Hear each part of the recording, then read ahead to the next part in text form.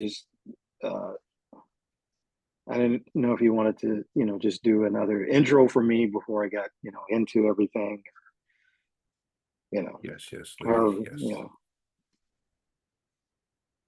Yes, I should have asked you that, but I was seeing the time. Um,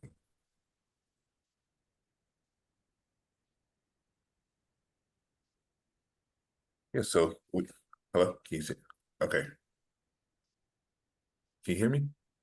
yes, it's your internet Okay, that's okay. I just see everyone was breaking. frozen, so I was making Yeah, sure. yeah, yeah. Okay. Yes, so had to question everyone. We have His Grace Chandra Prabhu with us today, speaking about the power of energy and frequency. This is a part two from the class that he gave last time, or the talk that he gave last time. Really nice. Um, and I wanted to ask you, Pooh, if you don't mind, Sure. but if you do, you can maybe do it at the end. You can speak a little bit about the Bud Billiken Parade and Oh, uh, what that is. okay. Um, I'll start out from the front. So the Bud Billiken Parade, that parade has been going on here in Chicago. I'm probably underestimating the time, but it's been over 80 years. And so Bud Billiken was actually a educator, and he wanted to make sure the kids on the south side of Chicago had a good start. Because usually school, as I recall, when I grew up here, we started school like the week after Labor Day. So it was like September 7th or something around there. So we would start. So what he would do is to try to get supplies, school supplies for students, so that they could actually go to school.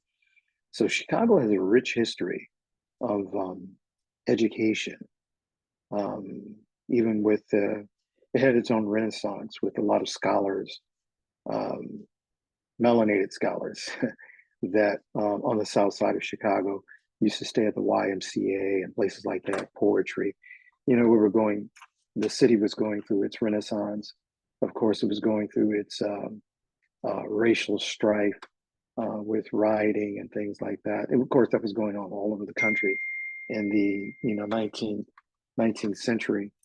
Um, so so this whole thing on education really got a good jump start. So the odd thing about this, um, they talk about a lot of the parades, Rath Yatras that go on across the United States.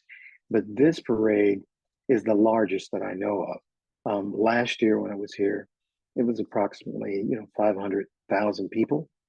It goes from Martin Luther King Drive up from 33rd Street and Martin Luther King all the way down to the museum, which is around 55th or 50 or 60th Street. So there's a lot of museums there dealing with the culture on the south side of Chicago. So it has its rich history as well as its complications. It's coming with Chicago, just like many major metropolitan cities.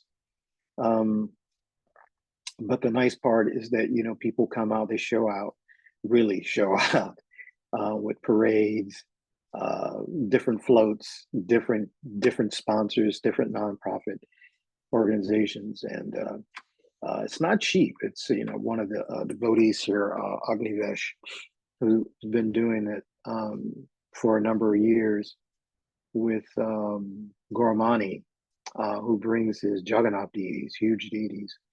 So they've been doing that for several years. But the crowd's big, and then the video audience is even larger. So I'm told at least one year was at least 1 million people who are watching. So you got like 1.5 million people that are watching this event. Um, it's a big deal. It really is a big deal. So I've always appreciated coming, which is the interesting thing. Now this sounds strange being from Chicago.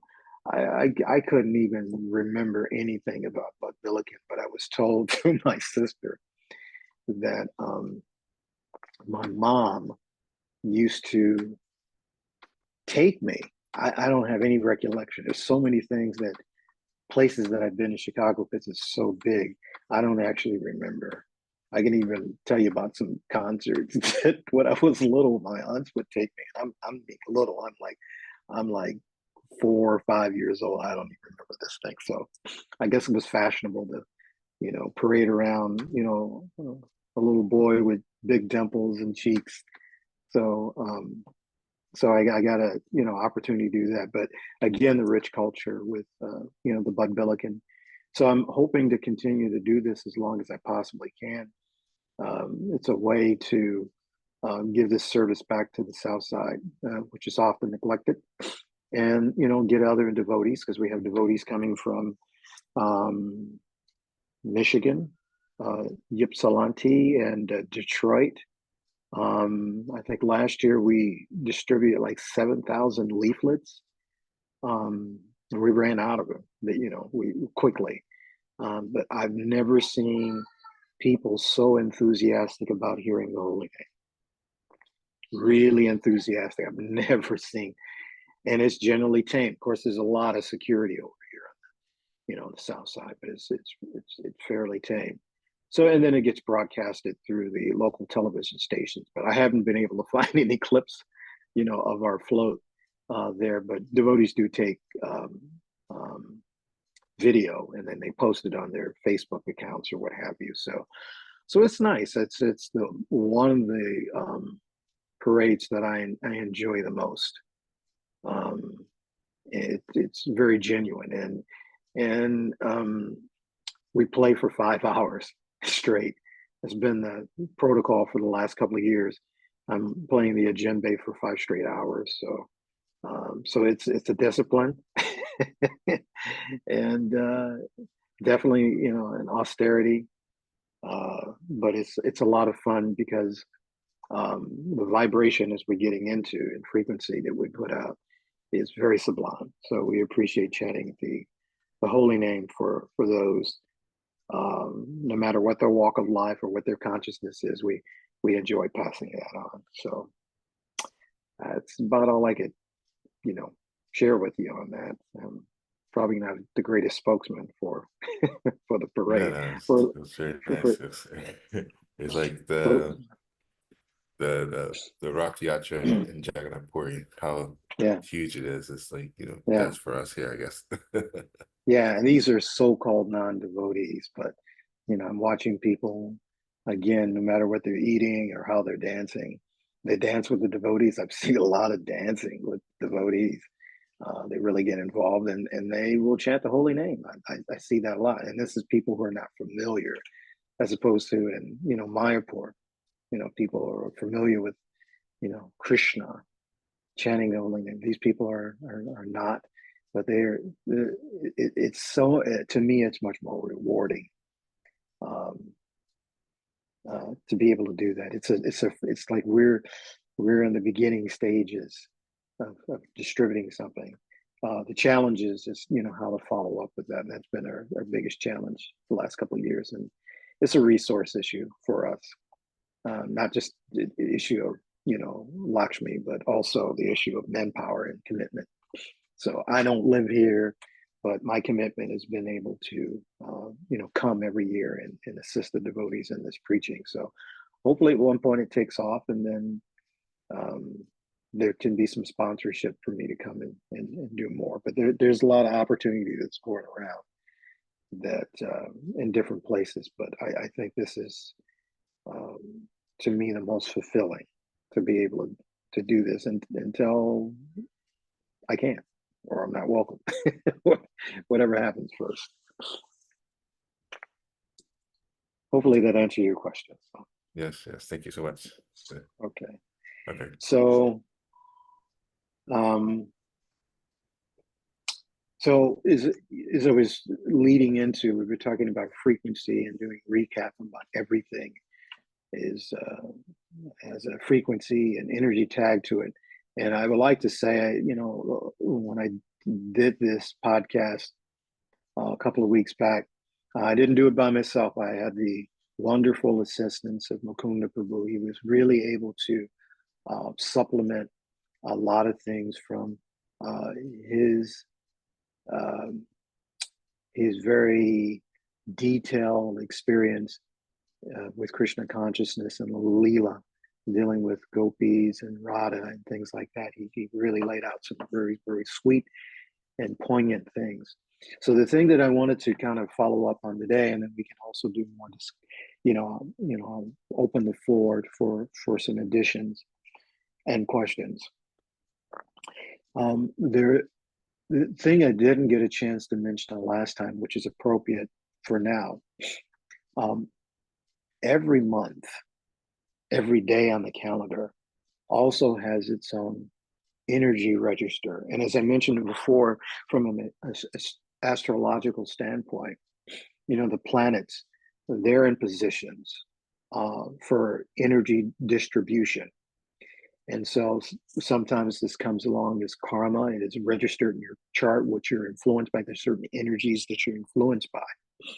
And so it's our job to kind of mellow those things out or capitalize on those things so that we can really maximize the energies to help elevate, or expand. Maybe that's a better word, to help to expand our consciousness. So it just so happens this month, well, last month, we talked about last month. Actually, we can talk about the last 4 years and how the energy has shifted with all kind of worldwide activities. But this particular month, we've had just a plethora of earthquakes going on in Texas, weather events, and this is all because of the energy change, the frequency. So we're dealing with Mother Earth, and she's trying to make some adjustments for the upset stomach she's been feeling for, probably 26,000 years. And so now we're making this shift into purification that everybody's experiencing. And, recently we've seen it in the stock market crashing, the worst ever in Japan, here in the United States. Cost of food, people are finally trying to admit that they're, we're in a recession. So all these things are dealing with energies and frequency. And so generally those things, since they on the negative band, they have a tendency to be very low. And so people move into panic mode. So what even exacerbates this, or actually complements this, is that we're in what we call the Lion's Gate. And the Lion's Gates deal with Leo. And we happen to be into that energy now for the month of August, Leo. So it is mentioned that the Lion's Gate, we're in something that doesn't happen every year. The Lion's Gate happens once a year. We're in the 8th month, and sometimes the 8th day. But this year we're in the 8th year, and the 8 actually represents a sign of infinity. And so when we think about this Lion's Gate, the very first thing that I think of is Lord Nishingadev. So Lord Nishingadev is representing this energy, this lion energy, these pillars, or one taking down pillars. And so this is an opportunity for an energy expansion for everyone, letting go of some of those old things and moving into those things, the new suit of clothes that we want to wear. So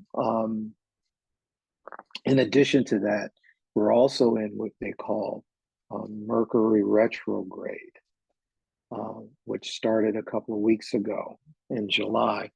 It usually lasts 8 weeks, but in totality, we get 4 of these.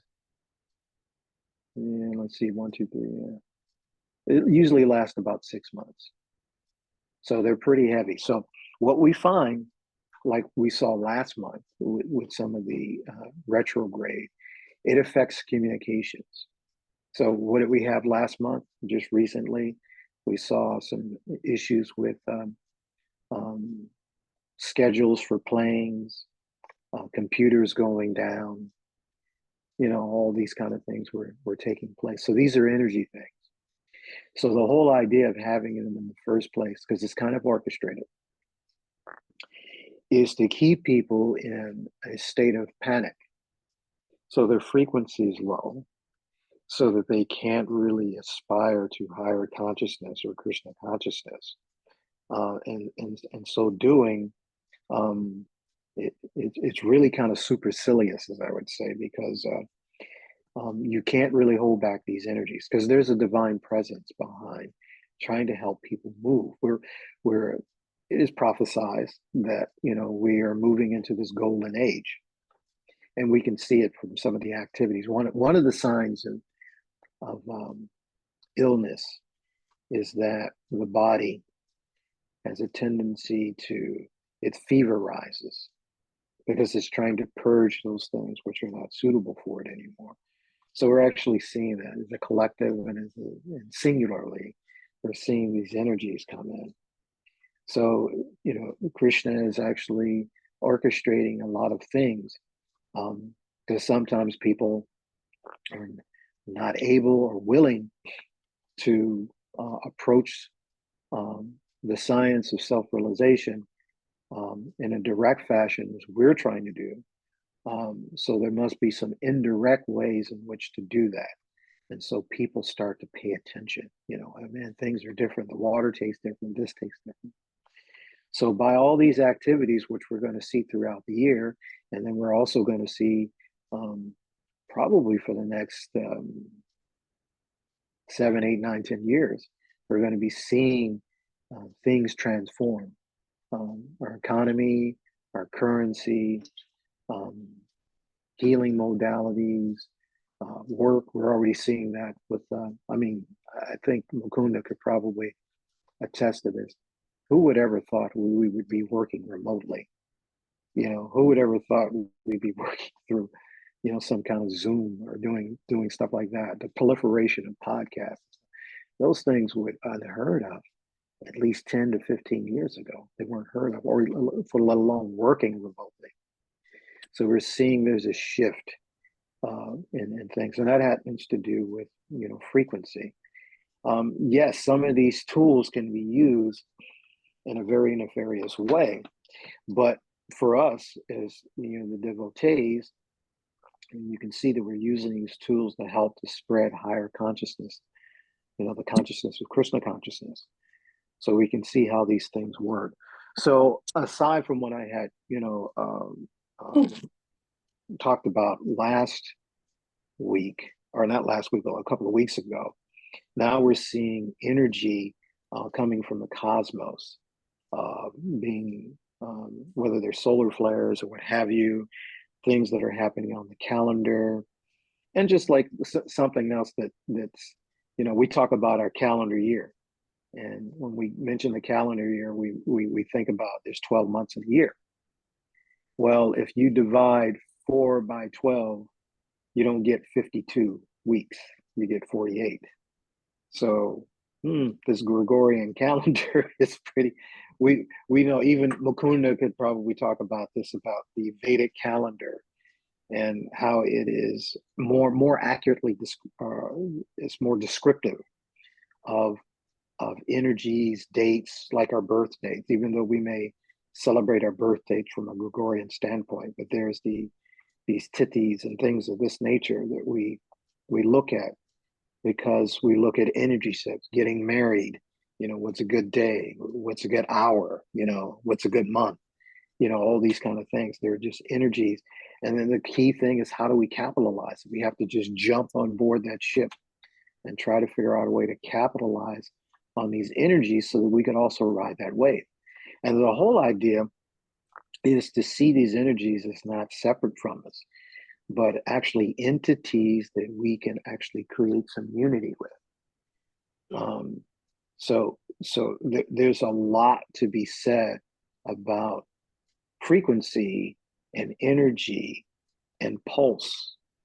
There's a lot to be mentioned with that. So it's another venue for personal discipline, because sometimes we can come at it, as I mentioned before, we got your 4 regular principles, we got this. Well, those are just frequency too. How can I change the direction of how I want to move? And and not be so condemning of myself. Sometimes it takes a minute to make the shift, and then sometimes it takes a willing effort to be around individuals who are in that frequency that are also very loving and not very condemning. And then there's also those individuals that don't have any kind of ambition to move there, and then being willing to let them go.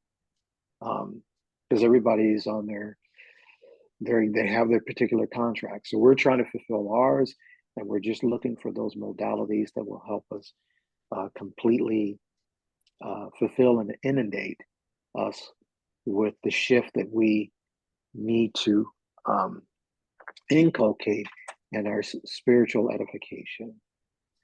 So, yeah, so if we can see the world, some people can see it in color, but if you can see it in frequency and color, then you can see the flavor. You can see it in more detail.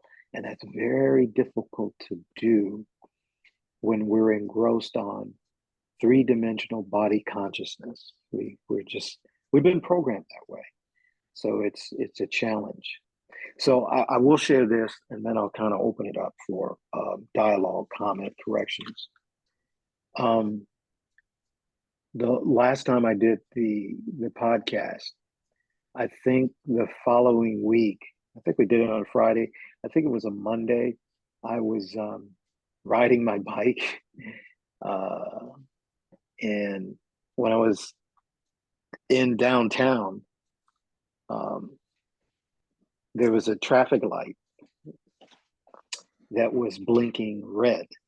So you have to obey the protocol to stop and then wait for traffic to move. So I did all that, and then there was this SUV that was in front of me, and it proceeded to keep going. It didn't stop or anything. It was headed directly toward me. I said, this car's trying to run me over. So I kind of veered off to the right, and it kept moving in my direction.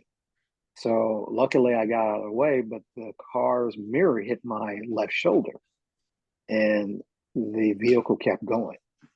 So rather than me getting all, pissy about the situation, I understood that this was a frequency thing. Because sometimes what happens when you speak about things that are uncomfortable for the low vibrational collective, they have a response, and I call that response the Mr. Smith. So any of you who've actually watched The Matrix, there's always a Mr. Smith, and Mr. Smith can embody, in the old Christian way, we said the devil made me do it, but this Mr. Smith can actually embody people from a frequency standpoint and direct them to do things that are not very conducive.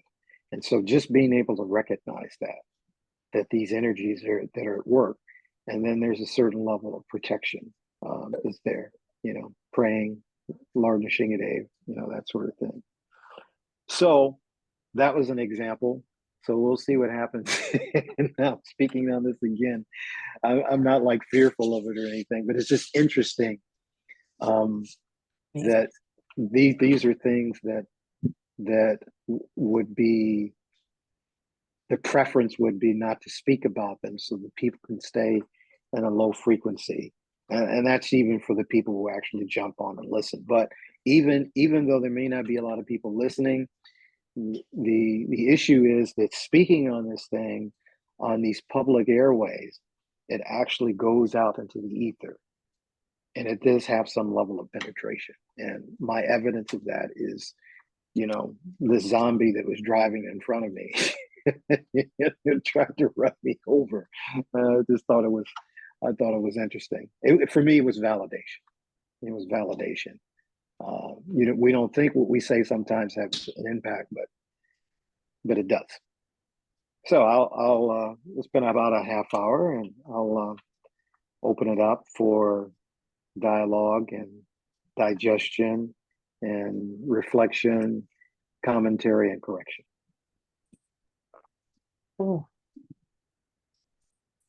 Okay. Does anyone have any questions or comments before I ask anything? Good. Oh, Mata is dealing with the vibration still.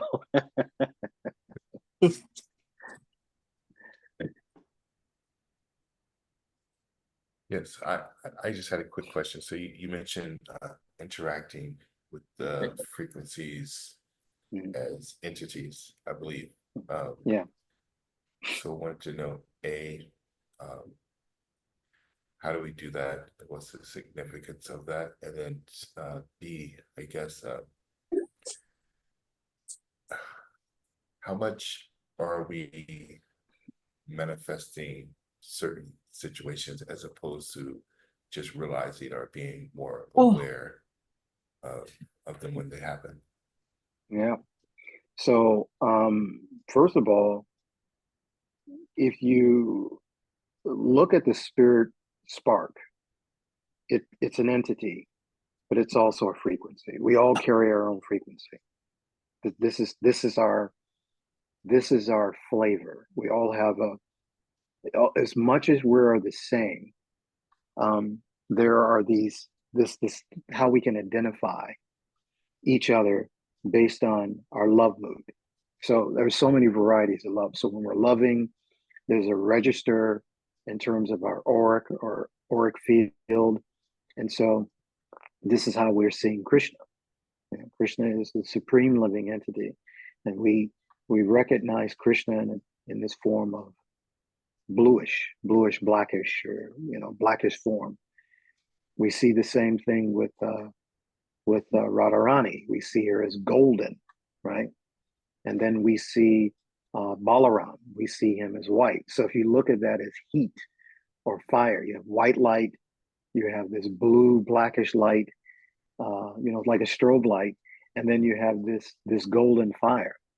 So what we're also noticing, these three things, which they're more than three, they're unlimited, because we are those expanded energies. They start to fractalize, they start to move out, and they represent certain colors. So this is, and then it has a tone. So we know Krishna has a flute. We know the flute is a living entity. We know that living entity is an expansion. So it starts to register this frequency. We know this frequency when this flute is playing in terms of musical tonal notes.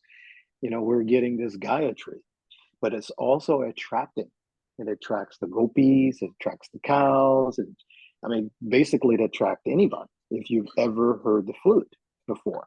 If you're fortunate enough to hear Krishna play the flute.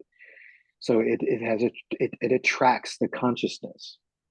So that when we are speaking with one another, you can kind of relate to it like a flute playing, but we're attracting or repelling, based on the tonal note the frequency, the vibration, the energy in which we're emitting. So we're also there. It's not like it's other entities. When I know that's a little impersonal when we say that, but they're personal. Everything has a register, right? Even a cloud, right? Air, ether, everything has its own register. And as our consciousness, like when we're breathing in prana, then we're actually dealing in that frequency band. And then we can actually feel how the energy from the frequency is embodying us and it's strengthening us. And then we get the opposite when that prana is choked off. Now, that prana is not just in air, it's in water, right? It's in our blood, it's in the seminal fluids. And those are forms of liquid or water. So we can see that crying and saliva. So, and then we're the body, which is in carbon base, we're seeing that as makeup of liquid water. And then there's the crystalline, or people who deal with crystals. There's frequency there, and then above that, you're dealing with light energy. So you can see the spectrum of all those things, and it depends on where our consciousness is. We're we operate. So in the other part of your question, yes, based on our consciousness, we're manifesting things like I'm not worthy, I'm not this, I'm not that, and then we get some kind of residual response from that. When I was doing counseling, I would hear that, or family or friends, they would reflect that way. Um, what they're not, but they're stuck in a frequency band, and so they have to work a little bit in trying to purify that consciousness in that band, that lower band, so that they can expand. So when I say expand, I mean that where they are is very constricted. They don't see things.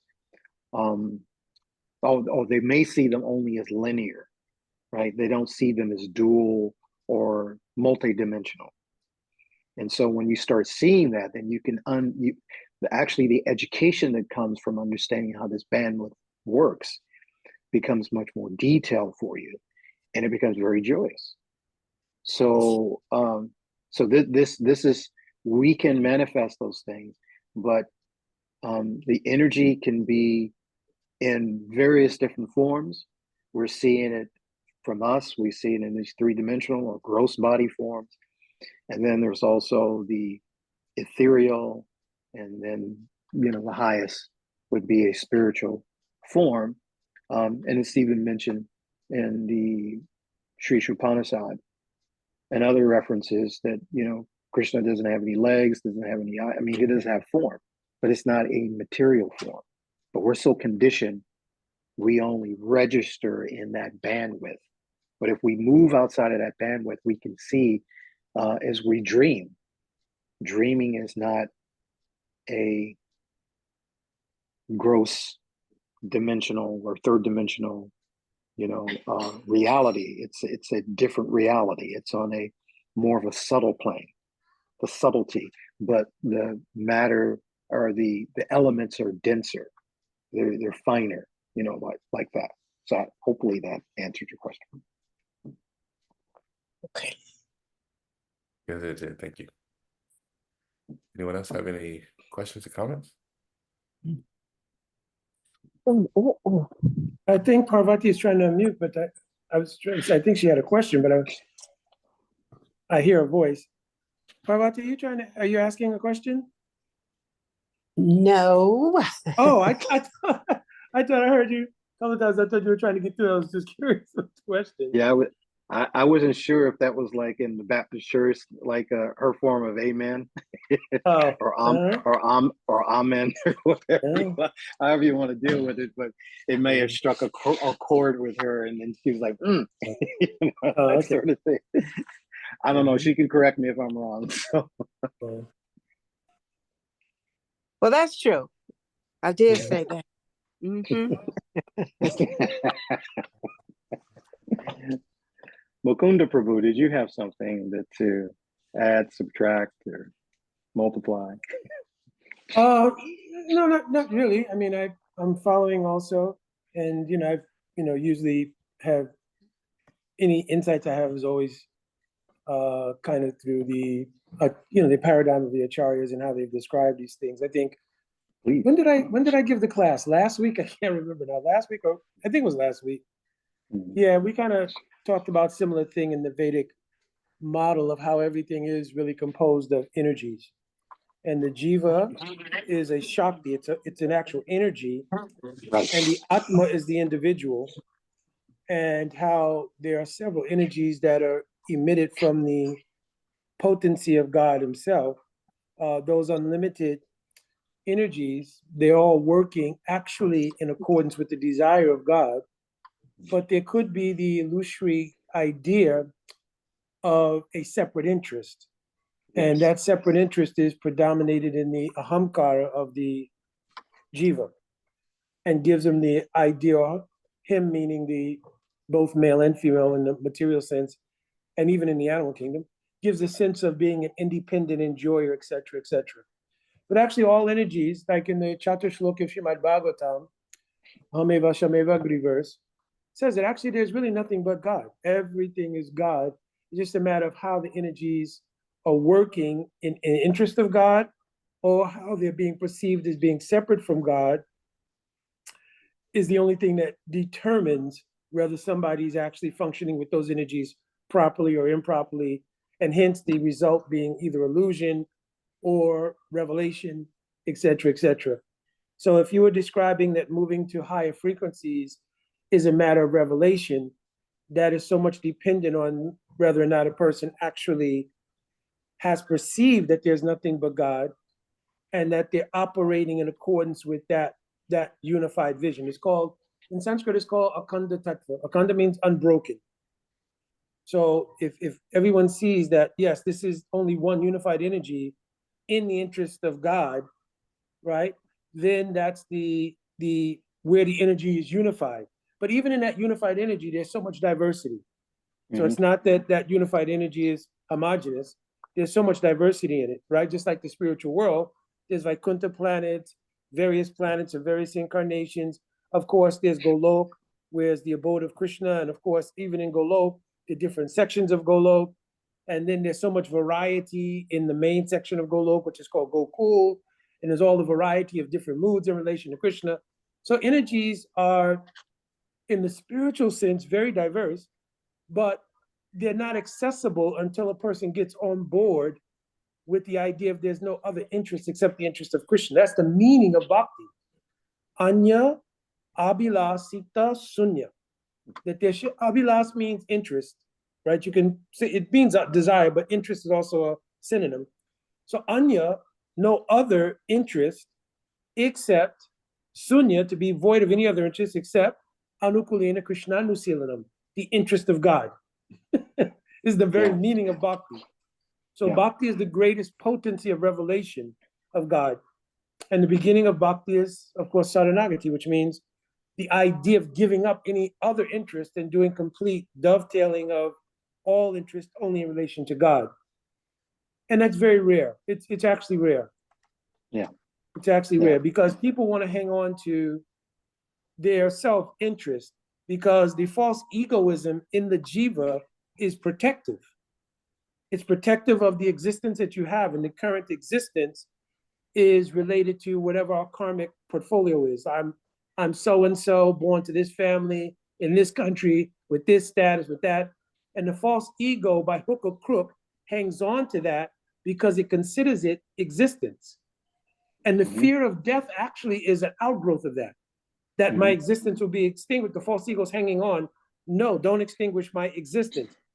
But when there is surrender, then the revelation of existence first as the Atma, but even more so in relation to Bhakti, that I am the Das of Krishna.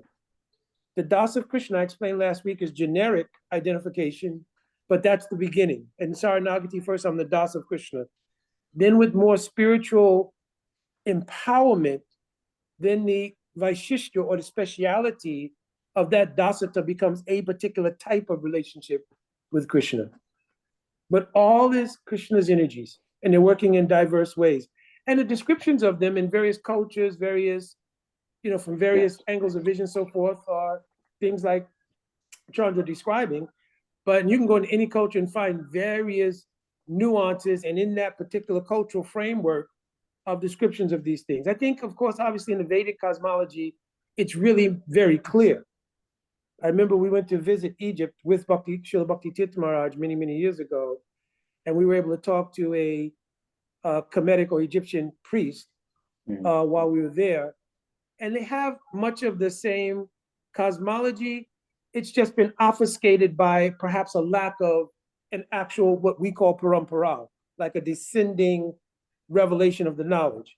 You'll find the same thing in African cosmology, like in Ifa, so forth and so on, that in the diaspora, when slaves came to America, much of the depth of the philosophical context was lost, but the ritual was maintained. Yes. Understand? Yeah. So, No, these are really good points you're making. If I can circle back to, some of the things you were suggesting, from a different cultural standpoint. One of the things to deviate, to assist the false ego, and to not the surrender part, to stay on board with I am, ahankara vimudatma, to continue on with that. That's a program in itself, because we know just dealing with the mystery schools, you have these Egyptian mystery schools, you have these different schools that they are trying to control how the narrative is moving down. Just like in a lot of the Catholic tradition, removing the idea that there's a Supreme Mother, just removing that. That's also a frequency too. It's denying that Krishna is the all in all, right? When we see male and female in the third dimensional space or material space, it's competition. But on the spiritual side, it's not competition. It's an extraction of love, and it is the injection of love. Both of those things are happening. They're natural things that happen, at the same time. And so you can see how culture has been obfuscated in many ways by placing different faces in order to support the degradation and the lack of history of certain peoples, if you know what I'm saying. So these things are supported. So what happens is they use the tool of the science to move these things out of the way. Even you can even say this even in our philosophical circles, who's a Vaishnava, who belongs, and again, that gets into some body politics and things like that. So it's this imagery. So these things also touched on what you're saying about false ego, and then who gets to be the dispensary of this falsity. And then we learn it in compulsory education, whether it's in some kind of religious school or what have you. So we're starting to come up with these kind of foibles, if I can use a Yiddish thing. So we come up with these things. And so it moves us off, whether it's the Abrahamic or Vedic or whatever direction we may be going. So we have that blanket of a landscape, because generally what happens is that once a person gets to a certain platform, then there's this ability to accept, what you said. Yeah, this is very similar to how we practice. And then there's a relationships that starts, and then we want to know more, maybe not necessarily so much about a person's philosophy, like it's even different, but we want to know more about the person.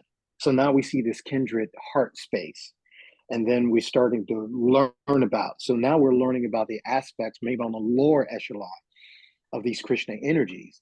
And then we start looking at the Supreme Person himself, herself. And so we start to move into those. So it's these things I feel are in jeopardy of collapsing so that we can get there.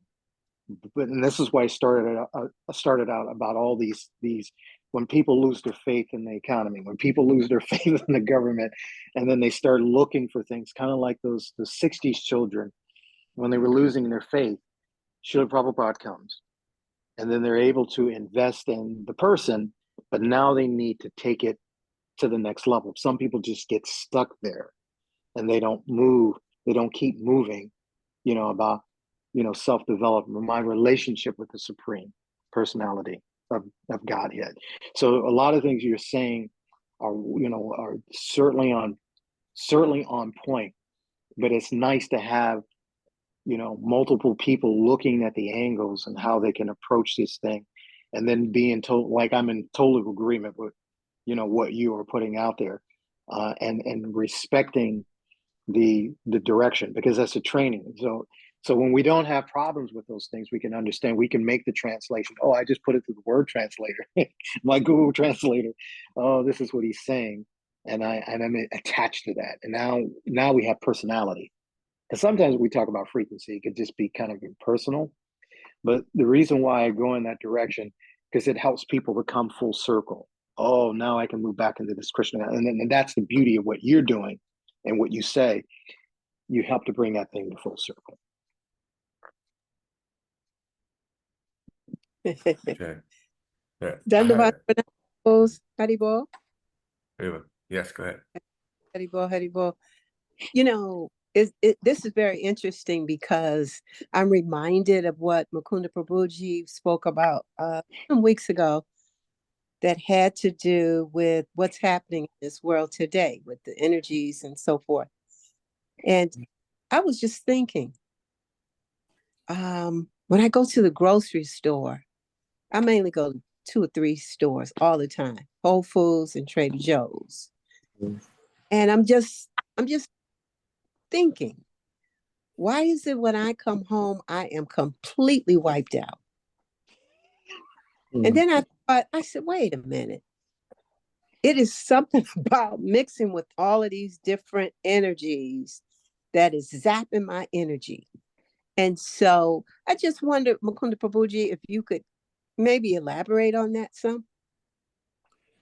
I think it's very akin to what Chandra Prabhu was speaking about, that the energy that emanates from the soul, according to the consciousness a person has, it's reposed in the atmosphere. It's not just within the person, but it's in the atmosphere. So every single dealing, every single speech between one person and another, every dealing that everyone has, it's permeated with the energy coming from that level of consciousness. So in the 12th canto of Srimad Bhagavatam, the 2nd chapter especially, it describes the nature of how Kali Yuga will be. And if you think the literary tradition is 5,000 years old, it's certainly prophetic in that sense, but it is so pinpoint accurate that you have to say that, wow, if I could see through this prism, I'll have a complete insight into what's happening now, right? Of course, you can look at the material aspect of what's happening now, and you can understand various agendas and how global governance versus sovereign governance, you can understand all those dynamics. But if you look from the bigger picture, you understand that the karmic portfolio of people, according to how they're living, is creating a certain atmospheric climate that we're all living under. The Sanskrit name for that climatic condition is called Kali Yuga. You understand? So everybody, what they're putting out by their karmic portfolio is creating an atmospheric environment, right? Is directly what is described as Kali Yuga. Now, this particular Kali Yuga is very special because of the appearance of Lord Chaitanya Mahaprabhu. So the golden age that Prabhuji started off speaking about is written in Sastra, that because of the appearance of Mahaprabhu, there is a golden age. Now, Bhavishya Purana gives a number to it and everything, but I asked Gurudev one time about it. He said, no, it's very dependent on the degree to which people align with it as to how much of a golden age it is for each individual. So it's not really just a time metric, everybody's got this period, and if you ain't in, you out. But it's actually an individual reality. For those people who are able to grasp the mercy of the descent of Mahaprabhu, for them, this becomes what's called Danya Kali, means like a gift, because the highest thing is given in normally the lowest spiritual climatic condition.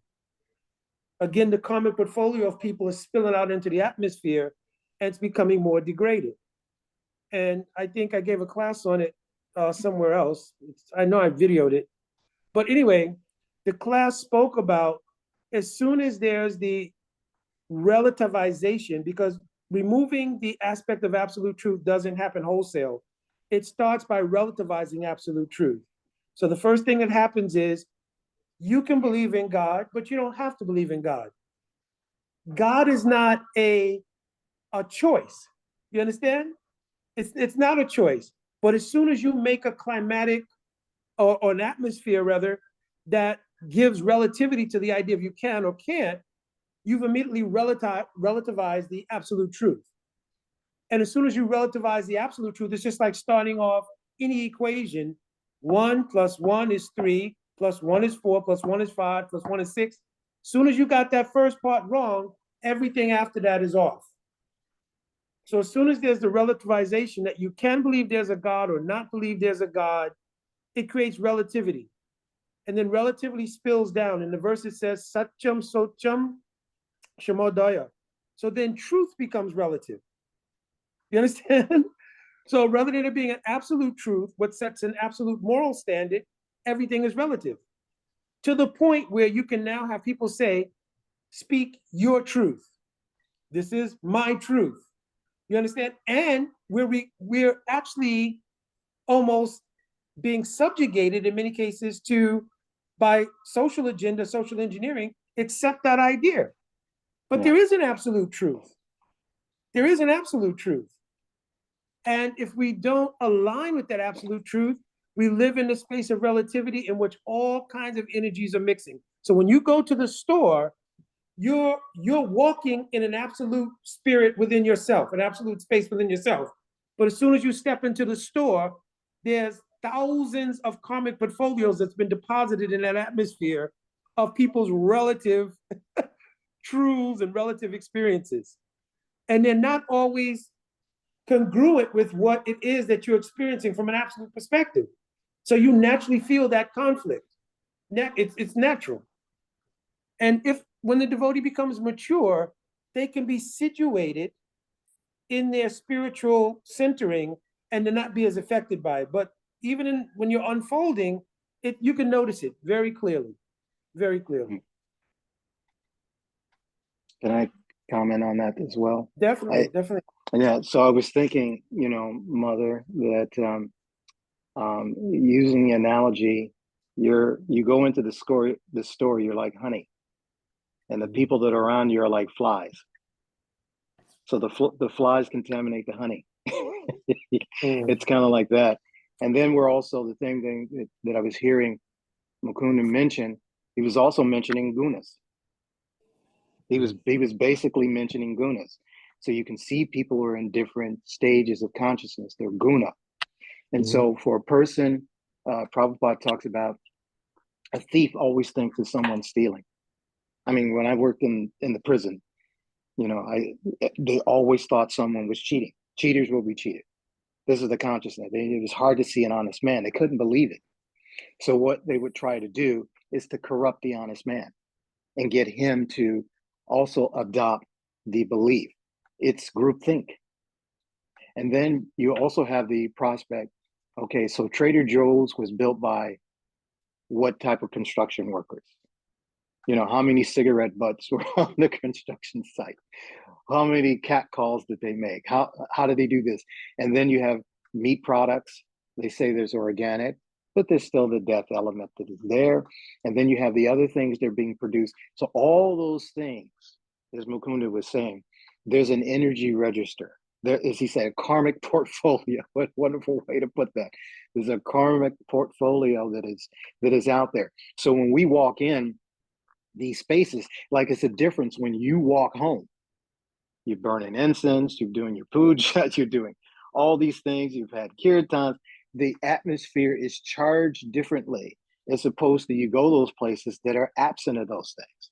So this is why, like he said, this social engineering, this constructs that they put together, this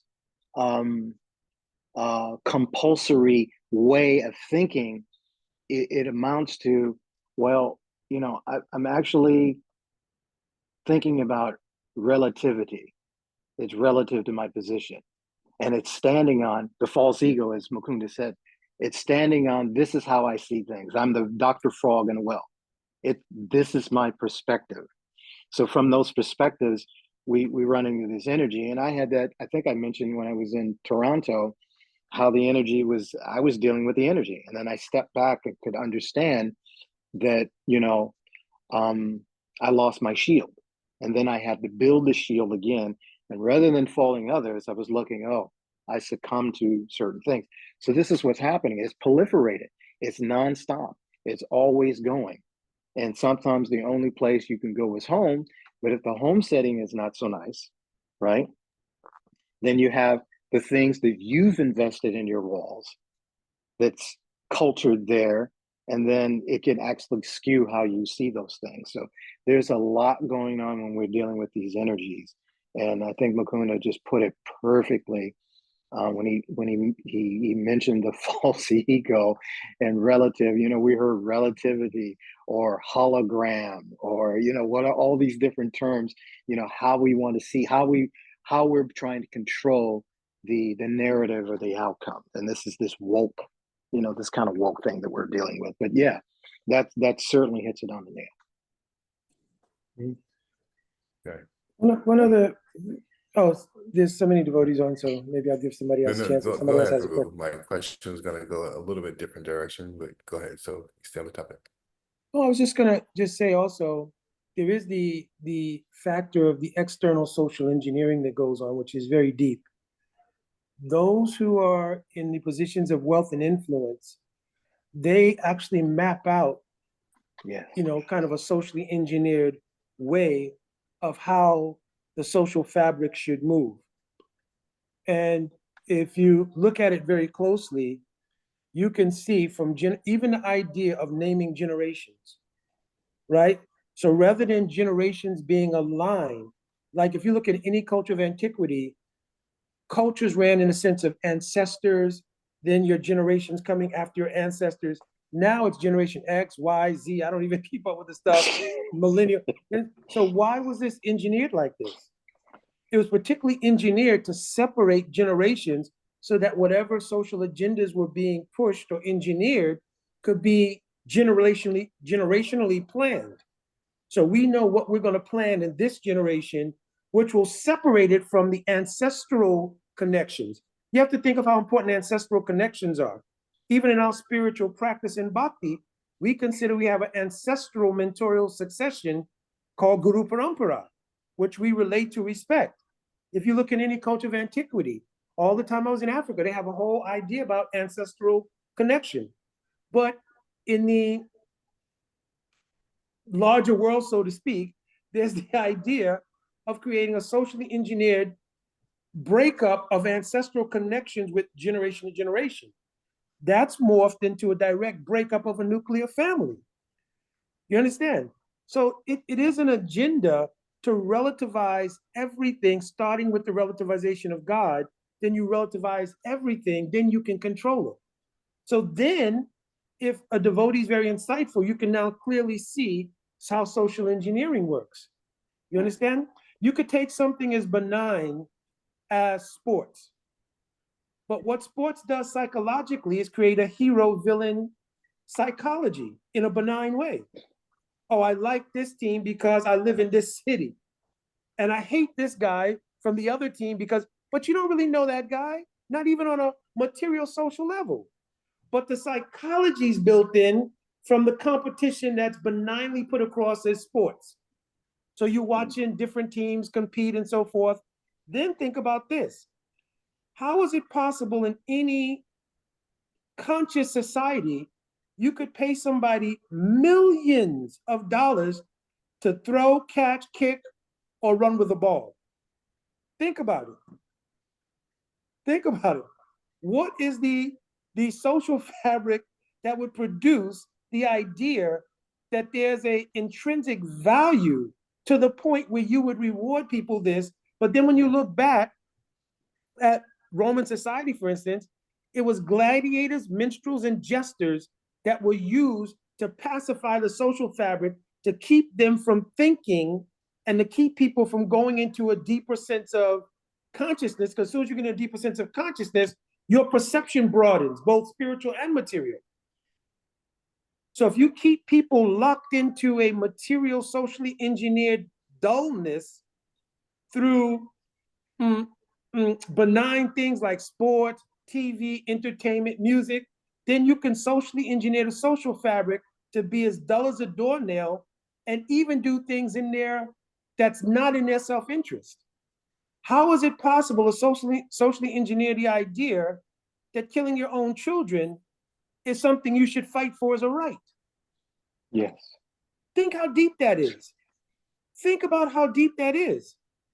You can socially engineer the idea that killing your children is something you should fight for as a right. Think about it. It's unfathomable, really. It's unfathomable. And especially speaking in the melanated community, checking on the history of what was eugenics, Margaret Sanger, all these kind of things, you start to Mhm. see how those social engineering principles are applied, and you can have people that have been so dulled by social engineering, they will align with, support, and actually fight for things which are actually for their demise. That's how deep it is. Yeah. It's very deep. All right, I didn't Yeah. mean to go down. I don't want to go down that No, track. no. I'm glad you did, because I think there's a good bridge in what you mentioned about cutting divinity, because this is what the goal is to cut Yes. people off from divinity. And so when you talked about social engineering, you also talked biological social engineering by injecting people, sterilizing people, Yes. um, eradicating people, population reduction, Yep. keeping people in the sense of trauma. This is on the psychological side, that people stay in trauma, and then introducing terms that never existed before, like Black, Negro. What was the other term? Another term they used. Matter of fact, probably the generation, our parents or our grandparents, if you mentioned the word Black, that was an insult. And then also wiping out the prior identification, which was indigenous people. The people, I mean, I've even looked up ship logs, and I saw Antonio the Negro coming from Germany, called Swarthy, or all these different. So if you start looking at the complexion of the way the planet, so to be able to change all those things, because it's not about the body type, it's about the DNA, the spiritual DNA that's being carried by these particular people, and being able to strip it, strip it of those things. And it's taking thousands of years, and we get to this point, and then promoting a different time of religious dogma, okay, also to be harmful in order to control people. And so now what we have are people are at each other's heads. Now we're having women on men, and then they can't decide what they. So all these are, this gets back to the divinity. It gets back to the energy, understanding what with the real umbrella. So the design that you mentioned is absolutely been orchestrated so that people become more so biological robots. They become devoid of any synthesis of spirituality. And we have to remember this, because sometimes we got to catch ourselves. The program's working. It's kind of working on me pretty heavy. And so this is what's happening. So, like Mother Parvati, this is what they leave in the stores for you. They leave that program so that when you come back out of the store, you're like my dad would use his favorite, discombobulated. You're discombobulated. You're all over the place, and then we come back together as collective, because we have these conversations about this. And then there's always the chance of censor. There's always there's a price to pay when you reveal truth. One is no one listens to you, and the second one is you get silenced. You become censored. But Mukunda, you open, man. We could go. We could really go. Yeah, I in tried on to this stay thing. off that track. No, but I think it works well with the frequency. The frequency is more of a lightweight, so people don't get, flicked off by their emotions about but these are the byproducts, and we've seen the deconstruction of urban communities based on these modalities, and it is by design, and we know those 13 families that are involved in doing all these things, and but they're not going to win. They're not winning. And this is why things look crazy, because this is what happens when you're losing. You start throwing everything at everybody. I don't need that engine. We don't need to fly. Throw the engine at it. Yeah. It's a desperate way of getting there. So what we're witnessing is the desperateness of these lower vibrational controllers to keep. They want to keep their shadow slaves in the corral so that they can harvest the energy. And that's what it's really all about. Rather than you being able to share your energy with other loving people, They want to harvest your low vibrational energy because that's the only way they can survive. And the key word we always used to hear, kill them with kindness. And love kills them. But what makes them thrive is low vibrational activity. Yep. Yeah. Harinamananda Prabhu, sorry. Go ahead. Yes. No, I just had a quick question. First of all, for you, Mukunda Prabhu, I've been thinking about this idea of ancestors, and I was wanting to know if you could speak on that the next time you speak with us, if you can maybe at least give a little time to speak about ancestors, as how it's related to our culture and the Vedic aspect of, we shouldn't do ancestor worship, but we are doing ancestor worship in a sense with the parampara. So how do we distinguish that? But for you, Chandra Prabhu, my question is, how do we deal with impersonalism and avoid Maya body influence in Western culture? And how, what I mean by that is, when it was mentioned earlier that everything is Krishna's energy, I come across a lot of people who get a little bit of knowledge, especially in that aspect, and then they run with it, but not in a way that's, as a devotee, they're using it to get money or just exploit people because they have a little bit more knowledge. But how do you combat that, knowing that shastrically it may be true, but knowing that they're on a Mayavadi platform? Yeah, how do we that's deal with the that? sun. That's the sunshine, the sun planet, and the sun surface. So the way we deal with it is that we have to be personal. We have to maintain. I mean, I give people space to fall or rise. I give them that space. What I usually groove with are those who are in alignment with me, or I'm in alignment with them because they're trying to do the personal thing. Like everything that Mukunda was saying is very personal. So if we stay personal, right? We understand these energies of the Lord. I am an energy and I have personality, and there's love in me. And I'm trying to be like the honeybee, and I'm trying to extract this love in exchange. It's relationship. So the key thing is like, do I want to be just in the mental plane, headspace? I want to stay analytical, or do I want something personal? And if I can't be, I'm not equipped with those tools to do that with certain people. I need to look at myself first, because that may mean that I'm lacking in some quality of personalism. So we try to be as personal with ourselves, okay? Not to be so judgmental. I'm not worthy. This is also a program. This is also this program. You're not worthy. It doesn't denote love at all. So I think it's important that we understand what is personalism, and then relationship. There's a connection between personalism and relationship. There's also a connection with impersonalism and relationship.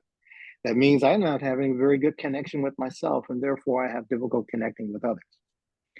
So when you automatically, well, I shouldn't say automatically, when you cultivate the ability to have self-love, because Krishna's there, Radha's there, the pastimes are there, you see yourself in that energy, then you can always be in gratitude. How wonderful it is that Krishna can do this, and he can be so loving, and he can, and then there's nothing that I could ever do that could ever turn him away. And it brings me back to what Mukunda was talking about. I was thinking about all this stripping away. I thought of Hiranyakasipu and how he was chastising the Brahmins. He was stopping the worship. So this was his program, because he was impersonal. He wanted to harm the Supreme Lord by denying the Brahmins the ability to worship the Lord, denying them that ability for relationship.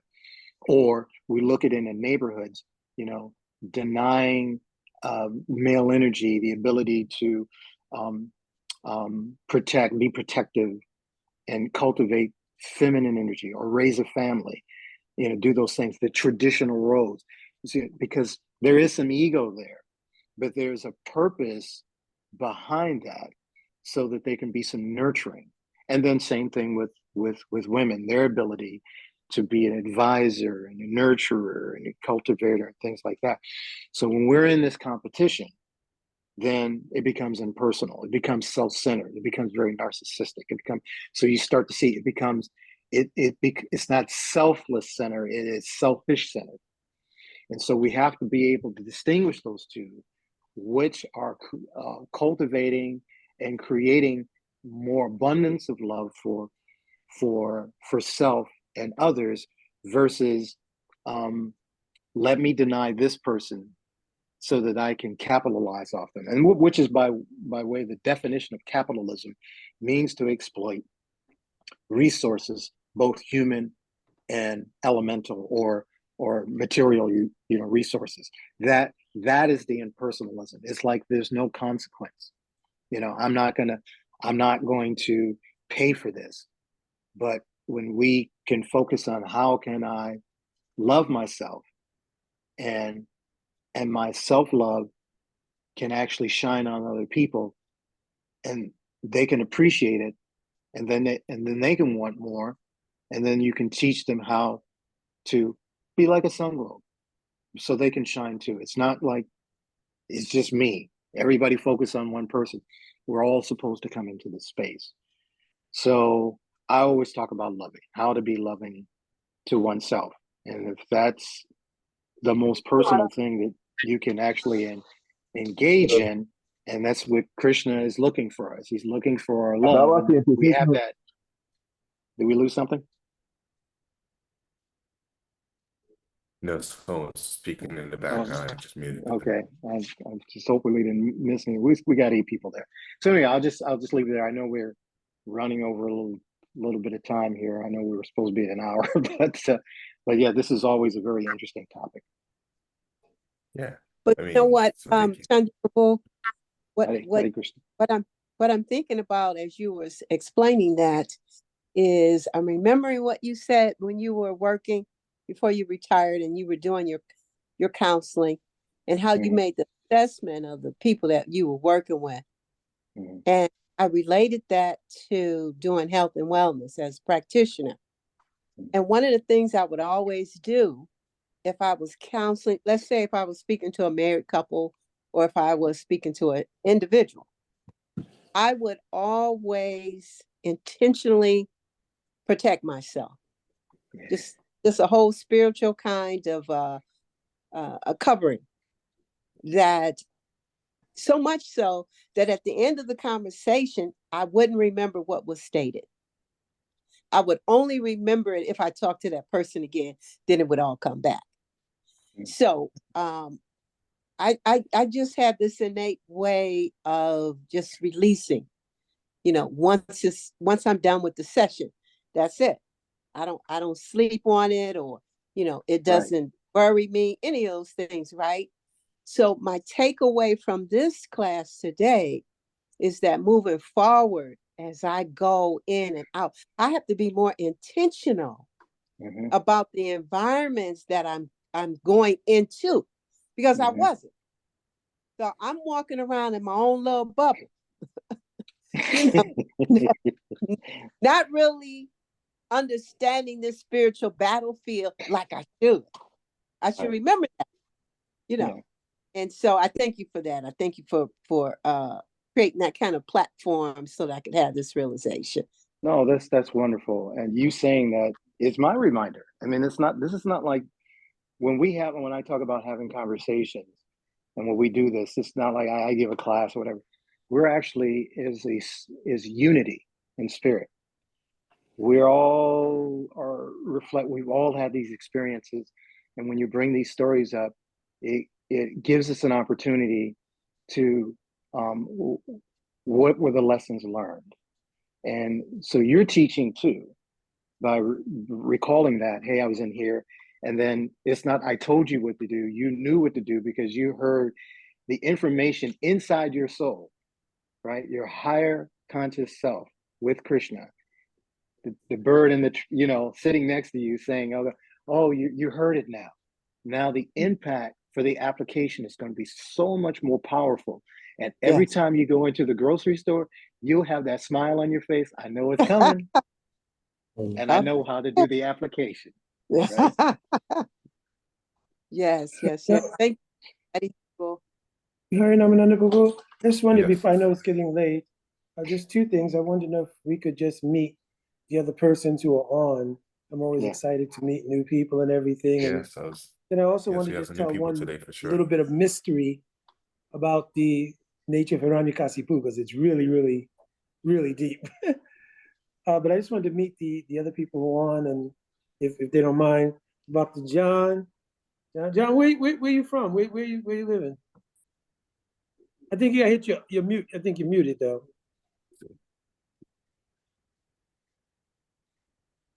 Hare Krishna. Hare Yeah, Krishna. most of the community knows me as Mark. John is my Uh-huh.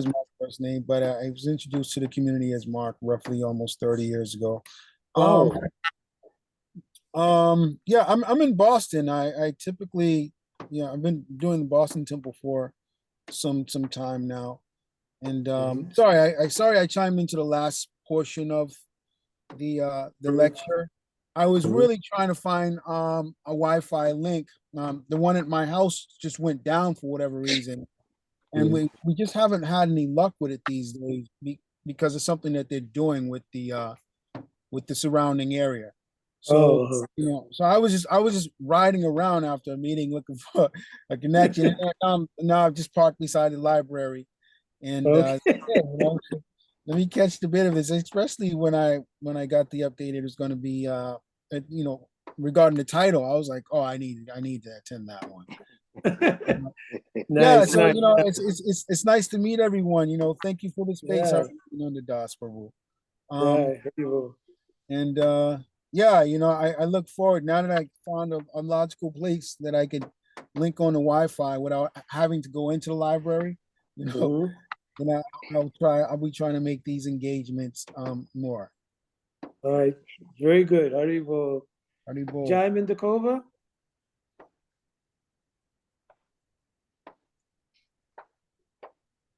Kwasi Upanishad is on as well. There's one other person on. Jaime Indico, that's my daughter. Oh, okay. Okay, yeah. Recognize another name, yeah. All right, so we know Yeah. this strong ancestral connections. Yeah, just the other line of the proper. Yeah. So just one thing I just wanted to say before we go. Srimad Bhagavatam is very, very deep and amazing scripture. In Srimad Bhagavatam, the story of Hiranyaksha and Hiranyakasipu, Ravan and Kumbhakana, Shishupal and Dantavakra are three births of the gatekeepers of Lord Narayan named Jai and Vijay. There are different angles of vision and different levels of understanding of that whole pastime in Srimad Bhagavatam. The highest understanding of that pastime is actually the nature of how deep is love between God and the devotee. Here, the love between God or Sri Narayan and Jai and Vijay is the main element of that story. Not even the love of Bhagavan for Prahlad Maharaj. Prahlad Maharaj is a devotee. So his love is with the Lord is always there. But the speciality of how Jai and Vijay were willing for the satisfaction of the Lord to take three births in order for the Lord to taste what is called Viraros. Viraros means chivalry or fighting. Mm-hmm. So in Srimad Bhagavatam in the third canto, it's mentioned Samrama, Sambritya, Samadhi, Anubhava Yoga. That Jai and Vijay would take these three births absorbed in bhakti yoga in anger. So actually, the appearance of Hiranyakasipu, etc., was actually Ros with God. You understand?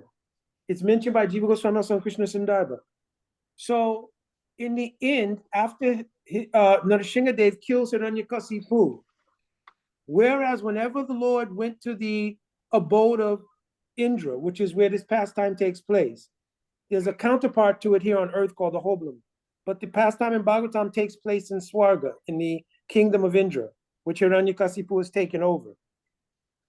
And now that the Lord is killed Hiranyakasipu, he sits on the throne that Hiranyakasipu sat on. Prior to that, it mentions in the commentaries, whenever he would come to the abode of Indra, Indra would invite him to have a seat, and the Lord would refuse and only sit on the back of Garuda. But now that his own devotee, Jai, had sat on that throne, he sat on that throne. And then it says, Naka Ankor Upatita Rit Sororuham. Sororuham means like a lotus flower. Rit means the heart. So Naka Ankor, with his nails, he dug into the body of Hiranyakasipu and took his heart. Upatita means he held it up to show the world that the heart of my devotee is always lotus-like. So he was showing the depth of love between Narayan and Jai and Vijay in these three pastimes. You understand? So the commentators, our acharyas have said, in order to understand what is the love of Radha and Krishna, which is so high, you have to first be able to perceive love in the pastime of Jai and Vijay, in the three births they took in relation to Narayan, in the form of Narsingadev, Ramachandra, and then Sri Krishna. So it's very deep meaning in that pastime. Because actually the Lord, Narsingadev, he didn't appear to save Prahlad. He appeared to prove the words of Prahlad, that God is everywhere. Prahlad told he's in this pillar. And the pillar is also special because Hiranyakasipu, when he took over heaven, he built this pillar as an edifice to himself. So it was very nearby the throne he was sitting on. So he personally built that pillar. This is why he asked Prahlad, is your Lord in this pillar? Because he knew he oversaw the building of that pillar. So he said, I definitely know that there should be no God in this pillar. But to prove the words of Prahlad Maharaj, then Nrsimhadev appeared in that pillar. And when Hiranyakasipu broke it, it was like breaking his false egoism. And the Lord appears from that pillar, and then he glorifies. Because did Prahlad ask the Lord to come as a half man, half lion? Who did that? Hiranyakasipu, when he begged Brahma, I don't want to be killed by any animal, any human being, any deva, any demi. So he appeared in that form for the sake of Hiranyakasipu. So he's showing the depth of love. It's very deep. I don't have time to go into all the details here. But if you can catch love here, you'll be able to then perceive what is the love of Radha Krishna. Very deep pastime. But there's also Machupakyan, means teachings. So the teachings that you mentioned, Chandra, are also very true. That he's teaching what it means. Hiranya means gold. Kasipu means to be absorbed in the enjoyment of gold. Kasipu means soft bed, but it indicates sex life, which is the chief enjoyment in the material world. So it also means these things and how to conquer it by being subdued by God. But the higher rasic meaning of this pastime is the nature of love between Jai and Vijay and Lord Narayan. Because it's mentioned in Puranas, there are 4 sets of doorkeepers. Chanda Vichanda, Bhadra Subhadra, Datta Vidatta, and on the western gate is Jai and Vijay. And they're considered to be the favorites of Lord Narayan. Therefore, even Lakshmi Devi, she would not curse them, even though they locked Lakshmi Devi out one day. Very deep pastime. Great. Anyway, I don't get carried away. Yeah. How do you go? So just the last thing that someone I see a hand that was raised. It was yours. That's yours. Oh, I raised the hand. No, Chandra Prabhu has a head up as well. Oh, okay. Let me lower the hand if that was maybe I hit something by accident. Okay. Go ahead, Mata. Haribo, Hare Krishna. Jai. Sorry I took so long. Mukunda Prabhu, every time you tell the pastime about Hiranyakasipu, you bring another realization. Thank you so very much about that pillar. Yeah, and from my takeaway from that, pillar, it means that that's the false ego. That was something that he appeared in that pillar because he wanted to crush the false ego. I'm just thinking that that's what that's saying about that. Yeah, that's what you're Chandra, trying to mention. Jai Haribol. And Chandra Prabhu, I came on a little late, but I was wondering if you were speaking about the different chakras. Were you speaking about chakras when you were relating to energies?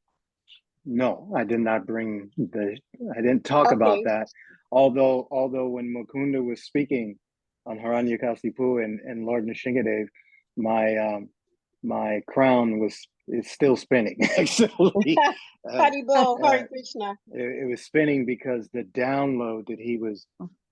This is actually the symptom that we should actually relish to feel, the stimulation of the absolute truth and the way it's presented, and then the way it's received.